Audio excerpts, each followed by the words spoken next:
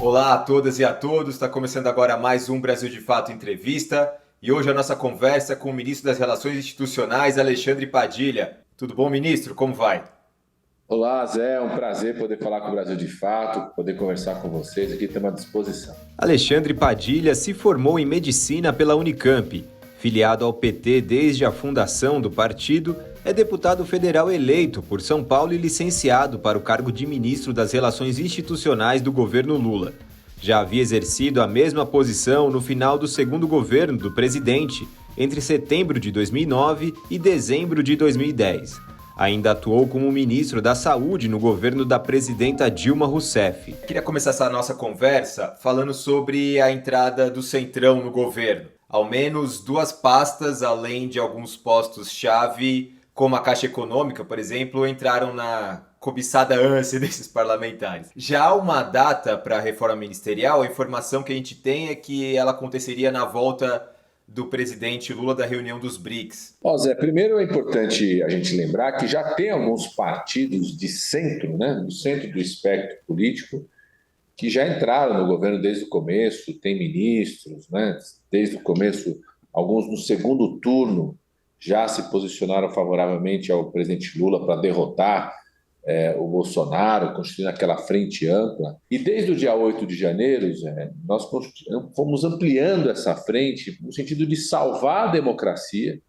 Então, todos aqueles parlamentares que toparam, né, a gente isolar a extrema-direita bolsonarista, golpista do dia 8 de janeiro, e defender a democracia, e entraram junto conosco nesse esforço de recriar os programas sociais. Então, todos os programas sociais recriados, aprovados no Congresso, primeiro semestre, como Mais Médicos, com o programa de aquisição de alimentos, Bolsa Família, Minha Casa Minha Vida.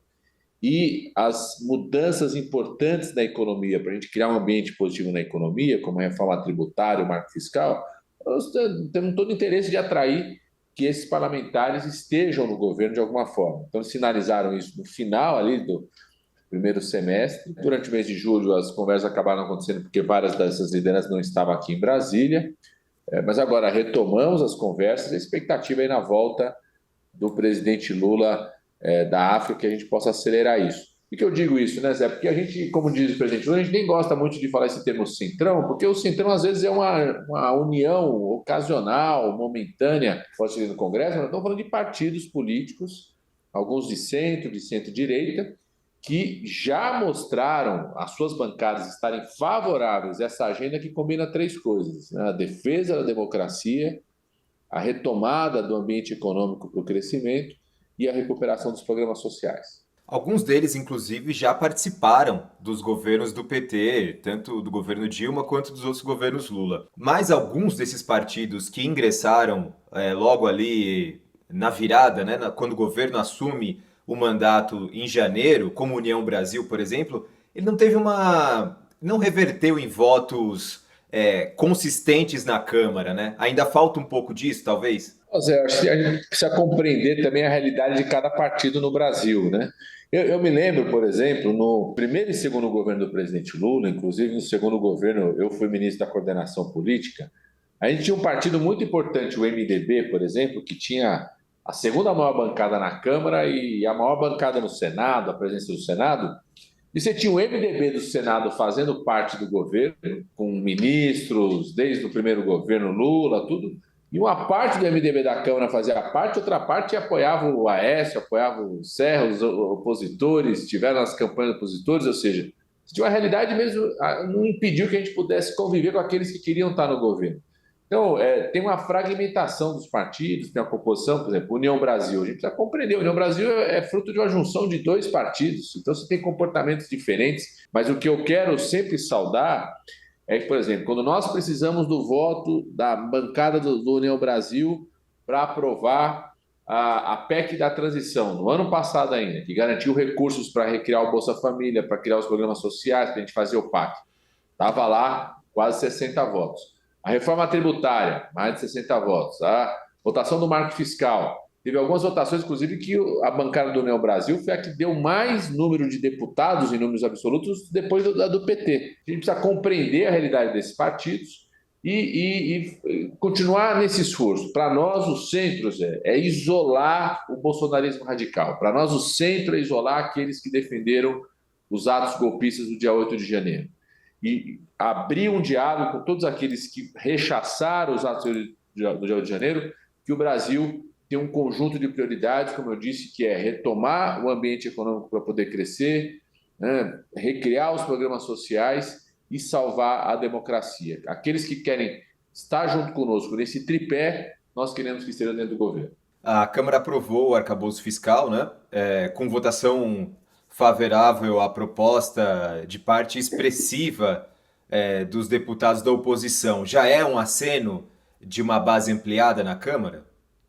Com certeza, viu, Zé? Já é um aceno de que tem algumas agendas do governo que nós estamos conseguindo atrair parlamentares, inclusive de partidos de oposição.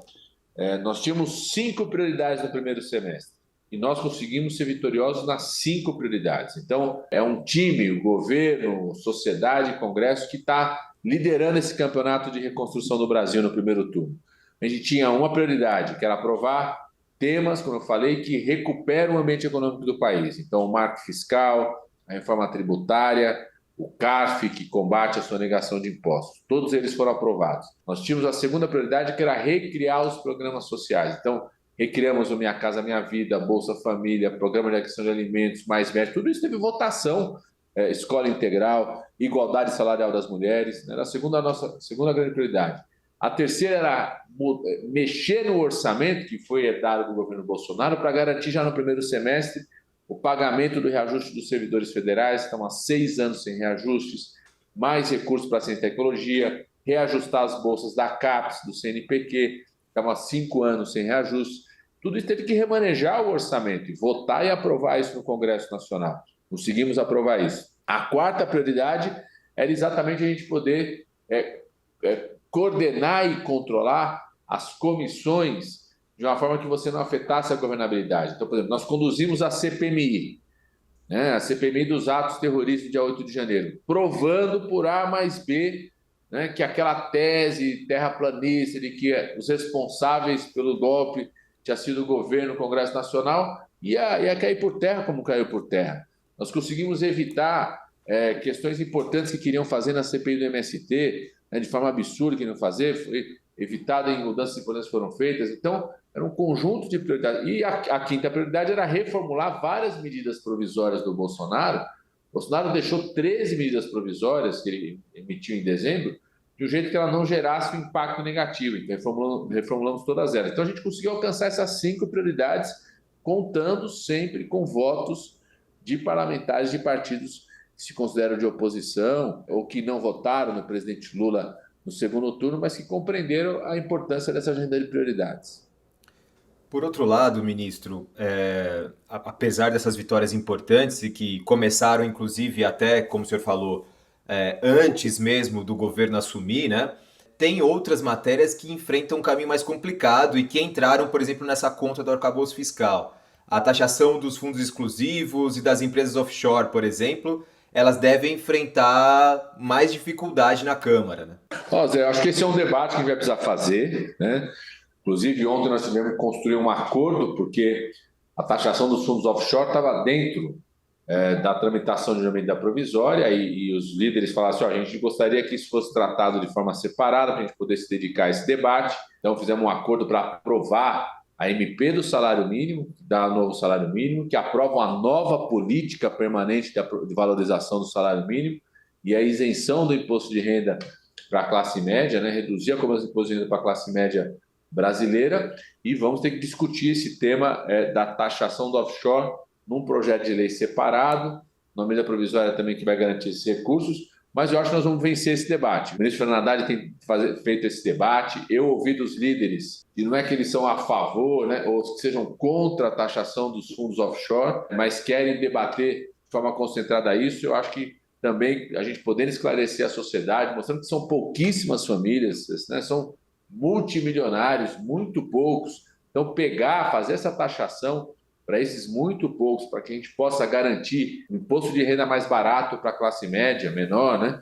Recursos para salário mínimo, eu acho que nós temos que fazer essa defesa. Inclusive, é uma taxação que equipara o Brasil, coloca o Brasil no patamar de países da OCDE, da Europa, que é dito como um parâmetro, né, de regulação econômica, que fazem taxação desses fundos. Então, é colocar o Brasil neste parâmetro, neste mesmo patamar. Então, acho que nós vamos conseguir vencer esse debate. Ele vai ser feito de forma separada.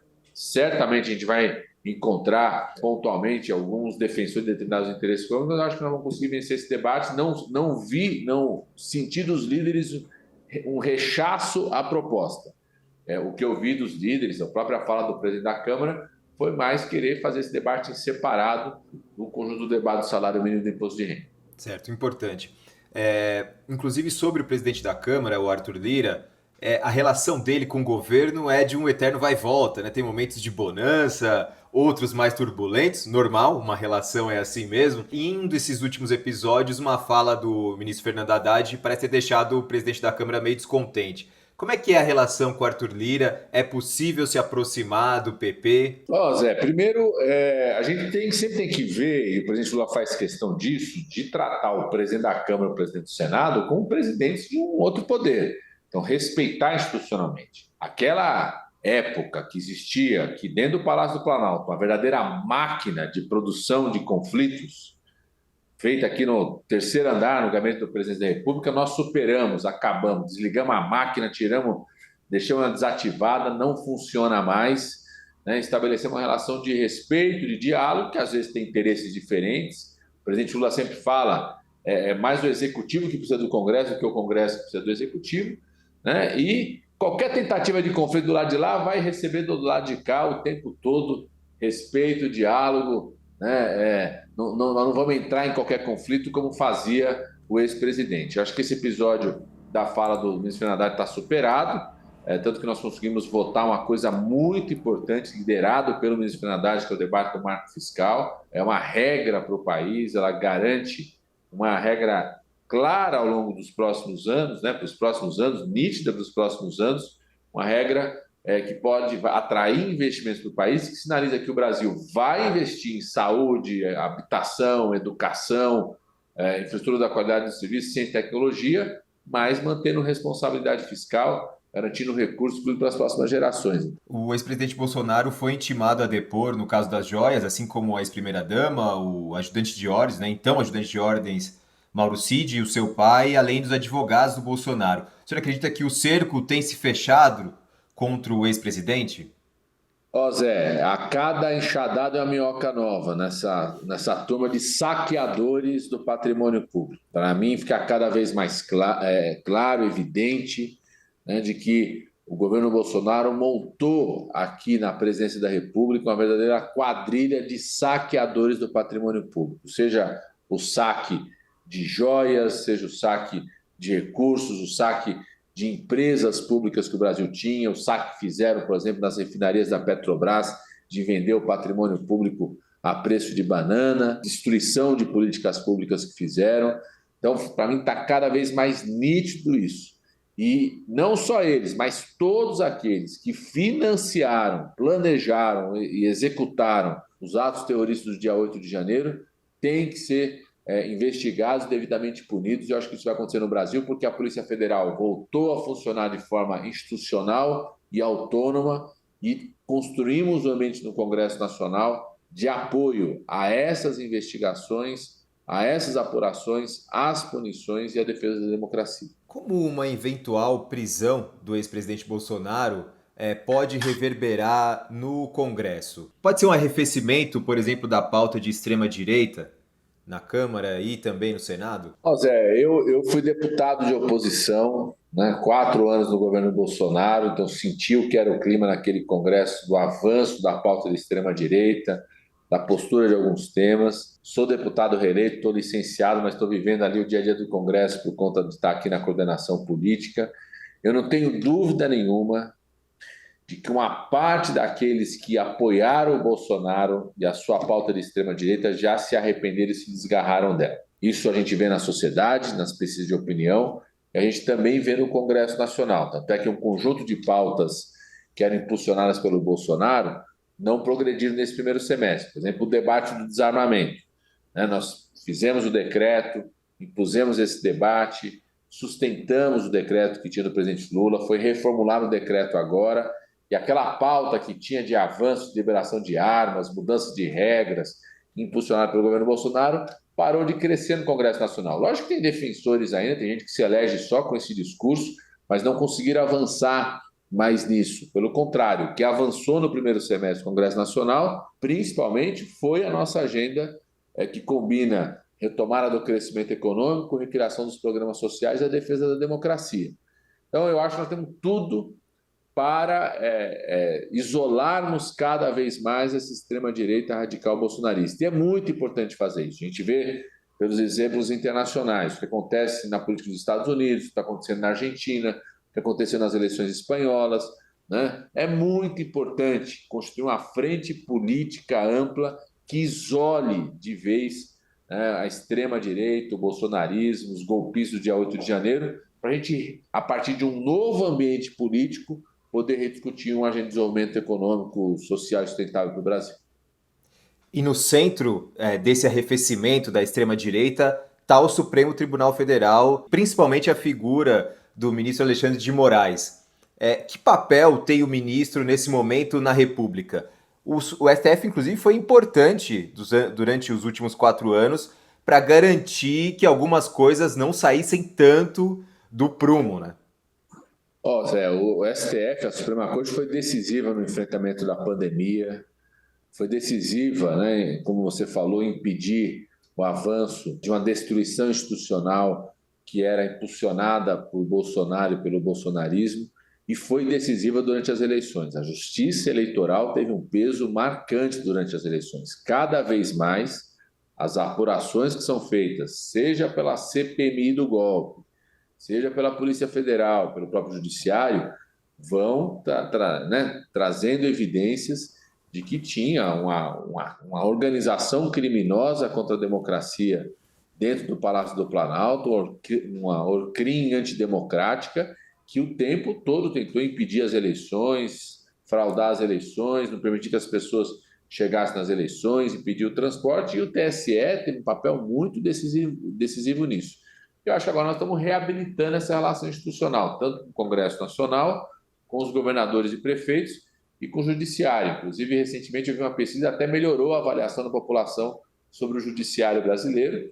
Eu acho que isso tem um ganho importante. E o Judiciário está tendo um papel muito importante também na apuração dos atos terroristas do dia 8 de janeiro. Então, nós estamos reabilitando as relações institucionais no país. Eu falava que uma das nossas ações aqui no novo Ministério das Relações Institucionais era fazer um verdadeiro programa de reabilitação institucional do país. Nós já estamos fazendo, pensando como construir um novo modelo. Né? Não é simples, porque a gente não vai ter o mesmo modelo de governabilidade que a gente tinha no primeiro e segundo governo do presidente Lula, mas também ele não vai ser o mesmo que foi do governo Bolsonaro. Então a gente tem que construir um outro modelo, tanto na relação com o Congresso Nacional, com o Judiciário, com a imprensa, com os governadores e prefeitos e com a sociedade, que esse é o nosso exercício aqui o tempo todo no Ministério das Relações Institucionais, e por isso o presidente recriou esse ministério. Ele não existia no governo Bolsonaro.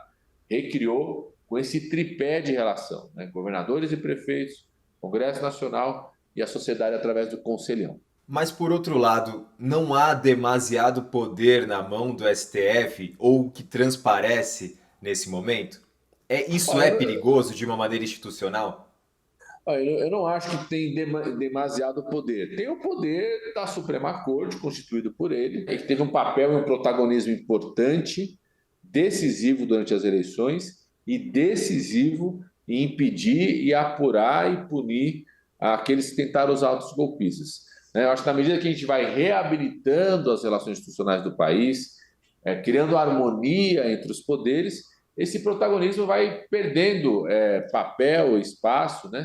E se restringindo cada vez mais naquilo que cabe a uma Suprema Corte, no seu papel constitucional, sem o protagonismo que existiu por conta de uma situação que estava num país de total destruição das instituições, né? Agressão permanente à imprensa, conflito permanente com governadores e prefeitos, cooptação do Congresso Nacional através da execução orçamentária, né? Então você tinha uma realidade de distorção institucional o tempo todo. Acho que na medida que a gente vai reabilitando, você vai criando uma relação, acho que, mais harmônica entre os poderes legislativo, judiciário, o executivo, com a própria imprensa e a sociedade. E é um desafio grande, não é uma coisa que a gente vai da noite para o dia, não, viu, Zé? O Brasil tem uma democracia muito frágil, a gente tem mecanismos frágeis de participação popular ainda, a gente tem um poder econômico tendo um peso muito grande nas decisões do nosso país, é um país muito desigual. É um desafio que não é um desafio pequeno e que não é da noite para o dia, mas que a gente tem que ali perseguir,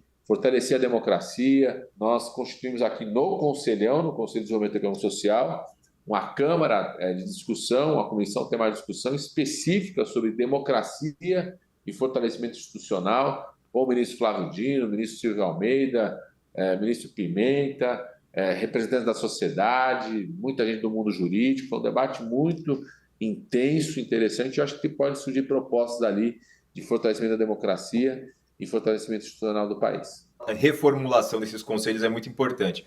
O senhor falou durante a conversa sobre as CPIs, né? Tanto a do 8 de janeiro quanto a do MST.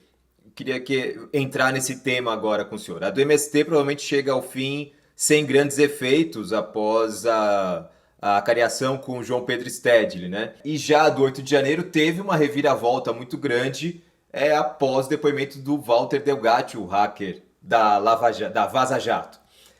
Como é que o senhor avalia essas CPIs? Primeiro que acho que a da CPI do MST, você disse bem, eu desde o começo achava que era uma CPI sem objeto muito claro, né? Um objeto pouco indefinido, amplo demais, né?